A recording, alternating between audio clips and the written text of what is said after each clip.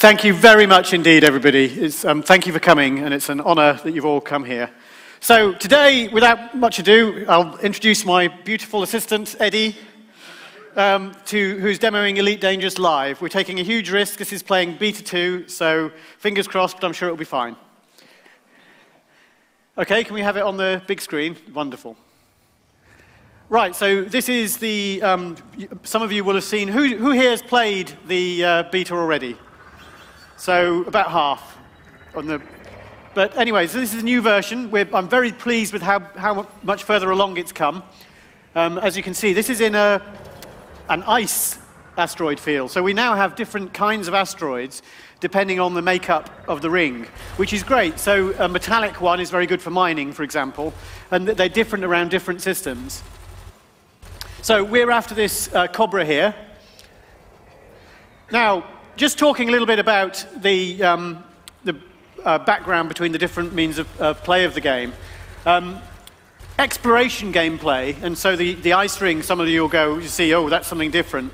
I love the idea of heading out into the unknown in Elite, and going and seeing things I haven't seen before. And we've been thinking, how do we make that really exciting from a game point of view? And it's always sort of proving that you were the first to visit somewhere is always very attractive to me. So that is essentially the way the gameplay works. You head out into the unknown, and the wonderful thing about our galaxy is so big, there will, for a very long time, remain an awful lot out there to explore. We've said there are 400 billion systems, but the point is that systems, each one of those has maybe 100 bodies in it to explore. So even if a system has been visited by someone, it's not explored. You'll go around it, you'll see what's in there, you know, and maybe one of those will get your name on it. But the great thing is, once you've seen that, you've got to take that information back. And that's also a key part of the gameplay, because if you see someone scanning the system that you're in and heading back, you can either consider it a race, or you can try and take them out. So the great thing with this is how this gameplay works. I mean, it's, if you like, partly an experiment. What I would really like to see is those two people cooperate. That would be really brilliant. So the other thing, obviously, we've got mining. We've also got finding artifacts and things like that. Do you want to go on to the next one, Eddie? And it's that whole richness of it. The other thing, of course, with combat is the whole idea of piracy. One of the things that often asked with a question with this is how this is going to work in a game where you've got a load of players out there. And from the experience as a player, if we had player versus player combat all the time, you get as many people getting unhappy about being griefed, as they may see it, as winning the battles.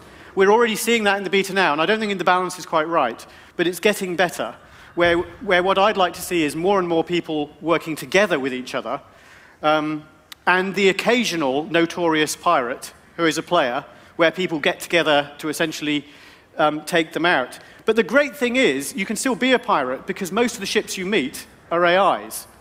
It will be an unusual event for players to come against players, I would hope. Currently, it's less so, but we're trying to get that balance right. And so, with all of this, and it's been fantastic in the beta, and if people bear with us, we're tuning that a little bit each time. And obviously, discussions through our forums have been very helpful, particularly through the DDF. So here we have another mission we've got a beam laser on the right, and we've also got a missile rack. So looking at different weapons, a lot of you will already have seen this, but you'll see how some of the things have changed. And also, if you come and look on our stand, you'll see you know, just how rich the game looks now in things like 4K. But the other thing we've got moving forward is all of the new things for Beta 2. So, talking a little bit about things that are to come in Beta 2. Oops. Actually, just for those who aren't in the beta, just looking at some of the things that Eddie is doing now in combat, these gauges here are showing what Eddie's done is put all his power into his weapons. You can put power to the engines, to the shields, or whatever, as accordingly needed. I know a lot of you people know that already, but all of those things. And the other key thing in combat is the stealth mechanic. So there was a wonderful video that one of our backers uploaded brilliant video showing smuggling, where the guy managed to scoop up some canisters outside the station, take them elsewhere, and sell them, right under the nose of the cops. But he did it by keeping the ship really cold and flying with flight assist off. If you look for the video, Eddie, do you remember the name of the video? Do you remember the name of the... Maybe not. Anyway, I'm sure you'll find it on YouTube. Sorry about that. But what's really good with that is just these sort of this emergent type of behavior. We've also seen a lot of vigilantism around, where people are going around getting people with essentially bounty hunting, but also just policing areas. So, I'm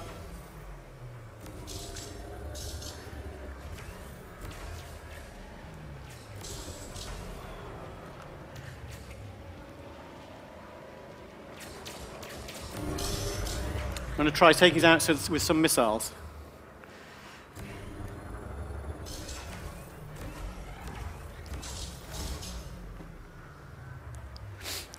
Now, the night sky you see here is something that I know it seems...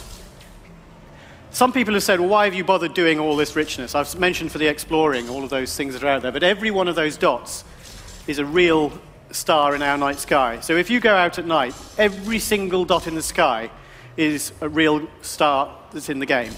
Now, there are a lot of things that I've learned from this that I find you might think is pointless for a game, but because it makes it all feel so real, if you see what I mean, that everything out there is real and matches the night sky, it makes it feel more, say, wow, I visited that place, if you like.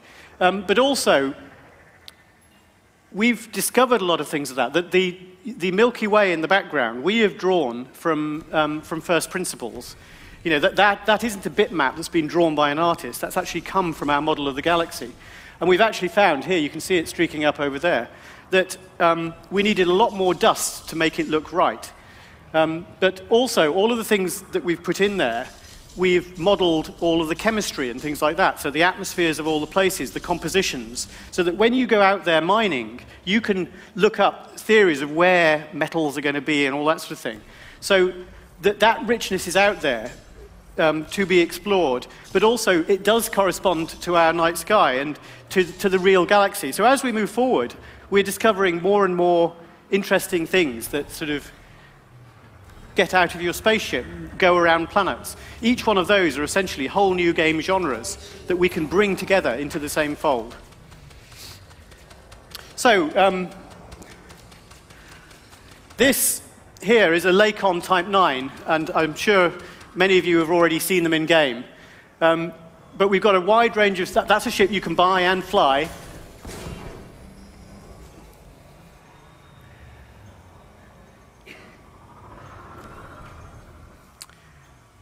Shall we, I'm trying to think, move to the video now for...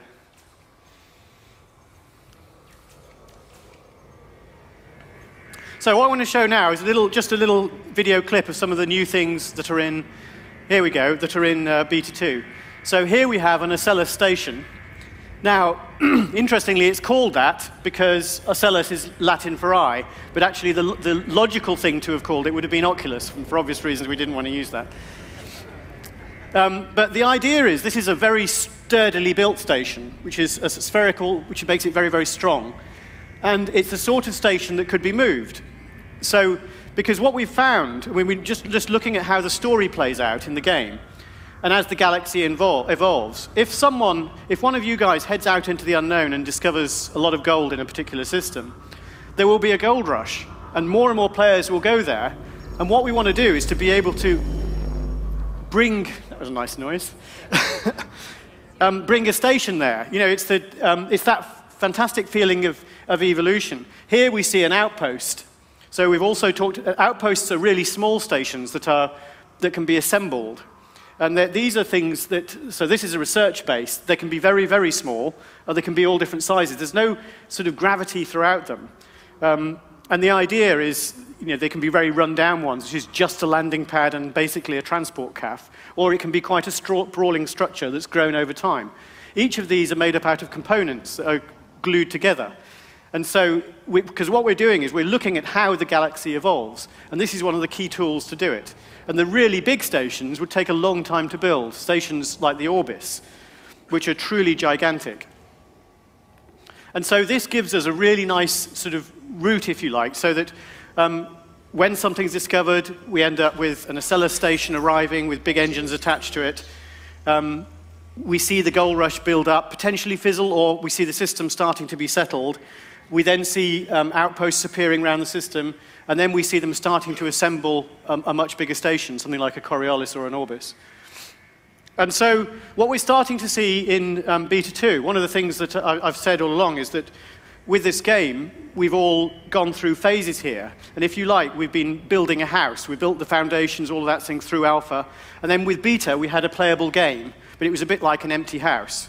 What we're now doing is putting more and more things for you to discover and find, missions and all that sort of thing, rich things you can do. Now, I don't know if you've been following the news with Erenin, but it's moving towards civil war there, and it's interesting to see people playing and reacting to that and taking sides in that war. You know, whether it's smuggling guns to the rebels, or whether it's supporting the existing communist government there. And so, hopefully you'll see that that's just the sort of the tip of the iceberg, because one of the things that comes with Beta 2 is news feeds, where in the game, you actually see the game building as you watch. You see news coming in, and you may even feature in those news feeds with your character. So, overall, it's been an amazing opportunity here. As we've gone from the Kickstarter, we've built the game, through to now, being a publisher at a show like this feels like a wonderful change and a wonderful journey from that original sort of bedroom coder world where I started with Ian Bell all those years ago. And I actually would really like to thank all of you people and all the people who are out there watching this on Twitch for that opportunity. It has been really good. And I think it marks a major change in the industry. You know, looking here at EGX with our stand alongside Microsoft, alongside Activision's with Destiny. And I'm very, very proud of what we're showing here as well. So if you haven't had a chance yet, do go down to our stand. It's good fun. Okay, so shall we go to questions? Hello, yeah, we do have time for some questions. We are going to have microphones in the middle of the aisles. You see there's a wonderfully placed X just there, and one on the other aisle just there. So if you do have a question you'd like to ask, make your way to one of those X's. Don't be afraid to get your elbows out when you make your way there, but try not to draw blood. Yeah, and anybody has any questions, please step up. We have one just here. Right. Hello. My question takes back to the your start of your talk when you were talking about the exploration and getting the data back. Yes. As part of a group that is going to go out exploring, and we are going to be using collaborative play, can we game the division between the Empire and the Federation and maybe the Independents to sell that data multiply? Absolutely. So you can do.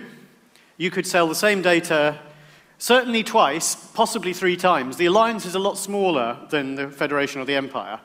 And the Federation Empire will pay you a lot for that information, especially if it's a valuable planet like an Earth-like world.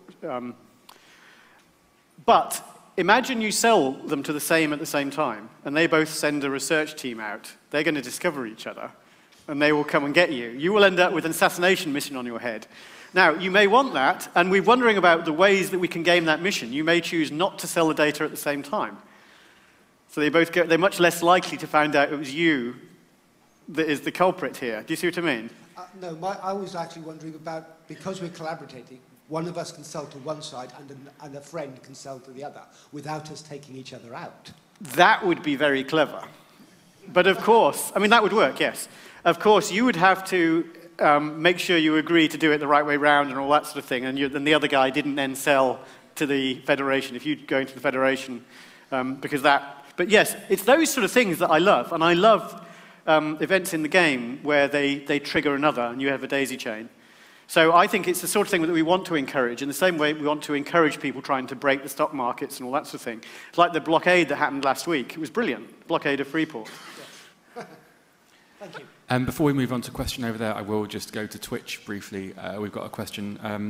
Well, we have something which isn't really a question. It's someone saying, Real Nimrod says, are they really bleeping stars between the ship and space? But I think he's just quite excited about what he's just seen. We do have a proper question, though, and that is from Drillette, who asks, how many classes of ship are currently in the game, and how many are you planning to have in the final release?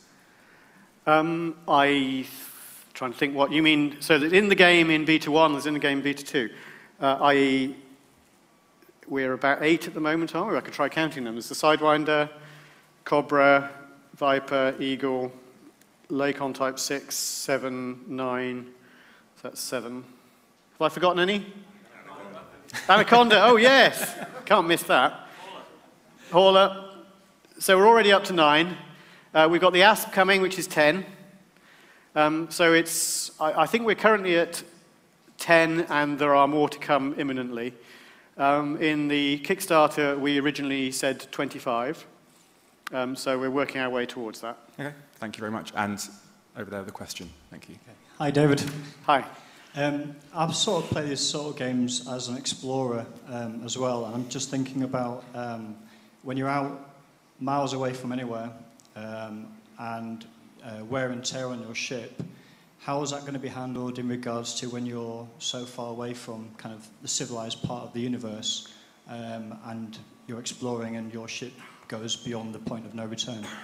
Right, so you will be able to scoop hydrogen from gas giants and from cool stars. You can also carry units which will be repair kits, which is like a cargo thing that you plug in. It's a consumable, which will mend, it will essentially service it for you. Or you could communicate with one of your friends and say, I'm here, please help me. I'm completely helpless. And hopefully they'll come and help you. Do the ships have a finite lifespan, though? No, but the components do. I mean, it's just that they have the capacity to break. So I imagine you take if you were to go out exploring, you'd take a big ship and you would pack it full of repair kits and things like that. Or you would go with friends.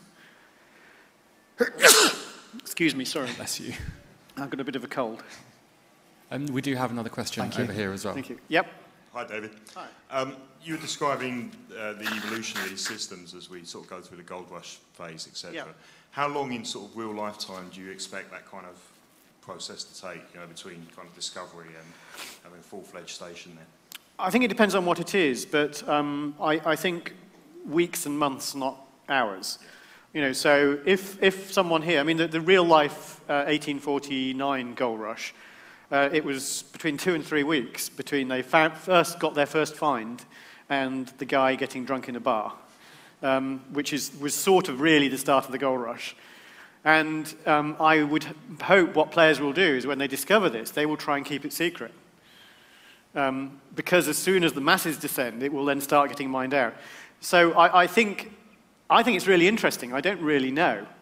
I think what we want it to do is because essentially it will be us sending a space station. We would only do that once there are a lot of players going there. And there's business to be made, if you like, selling them parts to their ships and things like that. And that's what these Acellus ones are for. Now, then over time, you would see it. I don't know if you know the Dire Straits Telegraph Road. I just love the idea of that gradual evolution, and then comes the law, then comes, and it's that sort of thing that I expect to happen. And what I imagine will happen is slowly the frontier will move further out. But that's nothing to be worried about. And what we've said is the reason that's happening is because of these new drives that we brought in with Elite Dangerous. People can travel more rapidly, so that would happen. And they'd get this huge period of expansion. But what I'm hoping is there'll be lots of places for things like exploration, even within human space. There'll be outer planets that people won't even have bothered looking for. So people will find things. So it's that sort of richness I want to be able to happen. And then, of course, there are other types of events like famine and catastrophe that can also happen within the core systems. Okay, you're welcome. And again, just before we move on to another question, I'm going to act as a voice of the internet and be Twitch again. Someone asks, will there be a corporation, guild, or clan system within Elite Dangerous? Right, there is the sort of Friends Alliance, but at least to start with, we've not got guilds and clans. I think what we don't want is the whole game to become ossified very quickly, where you have to join one or the other to have any fun gameplay. I do like this. Essentially, it's the game of the freedom of the individual, the ability to just go out and do your own thing. That guilds can very easily become almost like mafiosi saying, don't travel here or we'll kill you. So I think it's something that we will look at and are looking at. But friends groups, which are very much more constrained, I think are great. But then when it gets much beyond that, it becomes doesn't feel right. Thank you very much. And over there, another question, please. Hi, David. Obviously, it was said that when the main game is released, I think you can explore the entire galaxy. Is that correct? Yeah. Is there any plans to bring other galaxies to the game, and can you actually get to the center of our galaxy, and what might be there? Right, okay, so when I say you can visit the whole galaxy, we do nearly mean that. We will rope off little areas for future expansion and for things that we want to do. I think the galaxy is so mind-bogglingly huge. There is not a lot of benefit in visiting other galaxies. It's certainly possible, but I don't really see the point. Even things like the large and small Magellanic Clouds, which is a logical next step, which are actually in the game, I don't see really what it adds, because our galaxy is so huge. Your next question is, can you go to the core? So at the moment, in theory you can go there on the map. In practice, there are way fewer planets, it's very, very hot, and I fail to see the point of it again, but I think because people want to, we'll look at that. Currently, it's not very practical to do that. It's such a long way away as well. Okay? Thank you. Thank you. Thanks. I'm going to share the love in the room and go to this side. Thank you. One of the things that has spoiled massive online games in the past are people's ability to amass gold, amass a character, a big ship, and then sell that physically for real money online. And then you see people spamming news channels saying, you can buy gold at this price. How's the game mitigating against that sort of thing? Well, the whole gold farming is always an issue for all games. That in terms of good solutions, we have various solutions for it, but none of them are completely clean. That's the trouble, and you are right to raise it as a problem. I'm personally quite against the whole pay-to-win thing, and because that's the other side of this coin, and I don't like it. So mainly because it spoils the game for other people. So we're trying to look at that. I think for items like ship coloring and things like that's fine. But so we don't really have a good solution, being completely open about it. But other than we want to do our best to just discourage it. And briefly, will I be able to buy a shop on a space station so I can get a rolling income while I'm out exploring? Well, that is something we have thought about, including buying whole space stations as well. Because obviously, if you're setting out in the unknown, you might be the person who arrives with that seller station. It's not in the standard game, because there's so much infrastructure that needs to make that happen and make it work well. What I said at the start is all of the things that we do, I want us to do well or not do them yet. And so I think that's something that I want to come with time. It's on a long wish list of things to do, but it's not top of it. But it's something that I do like the idea of that. Yeah, thank you. Thanks. We've got about another 5 minutes. Hopefully we're going to be able to get through all your questions, and we'll just move over here for the next one. Thank you. Hi, David. Hi. You've already mentioned about the fact that you are bringing in SLI and the ability to play this game on 4K monitors. 4K monitors are a little bit out of my wallet at the moment. What about things like the Oculus Rift? We know you're already running it, but what about the other technologies that are out there from the likes of Sony, Samsung? What about the development path of those particular peripherals? Right, so the wonderful thing is we're in a time where hardware is extremely exciting. Right from the start of Elite Dangerous, we did like the idea of head-mounted displays and all that sort of thing. And Oculus came along at much the right time, and we added support for it back in December last year. But we are looking at head-mounted displays in general, and as they come along, we will support them as soon as practical, if you know what I mean. Because I think they're great fun. I think none of the technologies have properly arrived yet. The Oculus DK2 is really good and is a lot better. 4K is superb on playing on a screen.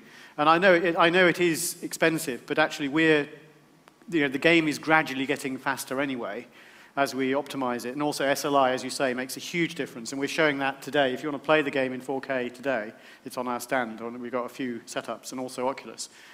But we will embrace it. And the other point is, if the computer today doesn't play 4K within a budget, next year the budget's going to be half. The year after, or thereabouts, half again. It will come. And we had this with Roller Coaster Tycoon 3. We were criticized for supporting pixel shaders and all sorts of things that we supported back in 2004. And that was because you needed what was then a workstation to be able to do some of the reflective water and things like that. But it hit #1 last year in the budget charts, and that's because modern laptops are workstations of 2004. So it will come, and if we are the point is we're future-proofing all our models so that the game can support it, as and when the technology, when head-mounted displays become 4K, which I think will happen, you'll be able to do it. But then you'll be going, oh my God, look at the price of 4K head-mounted displays. Look at the PC I need. And you're right, they're too expensive. But the year after, they might not be. And we're crossing thresholds as we go. And if you just look at the price of the machines that we're now playing on from a year ago, they're already way cheaper. And so I think Moore's Law is on our side. And even if it's not right today, it might be right next year or the year after. So yes, we will support it. And we will also look at other platforms as well after we've released the PC. But what I want us to do is to make sure we do a really, really good PC game. Then we'll do Mac, like we said we've done, and go from there. But our tech is also being shown here on the Microsoft stand in ScreamRide, and also Zoo Tycoon from last year. So the point is, we've got very, very versatile tech as well, which takes really good advantage of the hardware. So there are other routes to this sort of thing as well. Thank you very much. Thank you. Thank you. And over here, please, for your question. A very brief, cheeky question, if I may. Obviously, Beta 2 is looking lovely. Beta 1 was fantastic. So on behalf of the Beta backers at the moment, when will we see Beta 2, please, David? Sorry, I didn't catch them. When will we see Beta 2, please? Beta 2 is coming out on Tuesday. Fantastic, thank you. Oh, nice, brief, cheeky answer as well for you. And yeah, over here, please. Hey, go ahead, David. Quick question.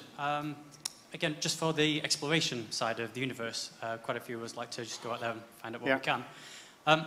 Again, perhaps tied into the real world, quite a few people have these packs which have been bought of name a star after yourself. Yeah. Is the game going to liaise with this database so you could actually go and visit a star which someone has bought and has named? You already can. Interesting. It's already in the game, the ones that people have named. They're not inside the bubble that we're starting off with, but we're continually increasing the size of the bubble. For Beta 2, the sphere has become a lozenge and containing, I don't know, over 500 systems. And I'm not certain, I haven't checked actually, but I think there may well be a few of the named ones in there already. Excellent. And again, just from the community, thanks to all of you guys developing the game and all the hard work you put in. There's just such a buzz on the internet, Twitch, Oculus. Thank you very much for your Well, I would thank the team here who I'm sure will watch or are watching on Twitch for all their effort. This is amazing. People working late last night, getting the build for here. Thank you very much. Excellent. Thank you. Thank you. I think we should be able to get through your two questions. I don't want to, you stood up for that long, so I don't want you to sit up to be lost in vain. So yeah, please fire away. Hi again. Hi again. This may be a difficult question to answer, but will we see things like Thargoids or other nasty things when we go out into the unknown? Well, it would be a tragic shame not to see them. All right. Thank you. They have been quiet for a while, but things change. Yeah, thank you very much. Thanks. And one final question before we wrap up. Hiya. I know you're planning on expanding the game beyond the first release. if there was a sort of a single feature, a dream thing that you want to implement in Elite Dangerous, what would that be? Well, I want all of them. I love the idea of exploring a planet with life on it. Where, I mean, the great thing with procedural generation is we in the team don't necessarily know what to expect, because it's a sort of, there's an element of the way it comes up, even though it's essentially it's a tool for the artist, but the way you lay out, the beauty you see when you see a particular bay with trees in it or whatever that you've never seen before, that has purely come out of the algorithms. I find that magical. I do like the idea of hunting for creatures on a distant world.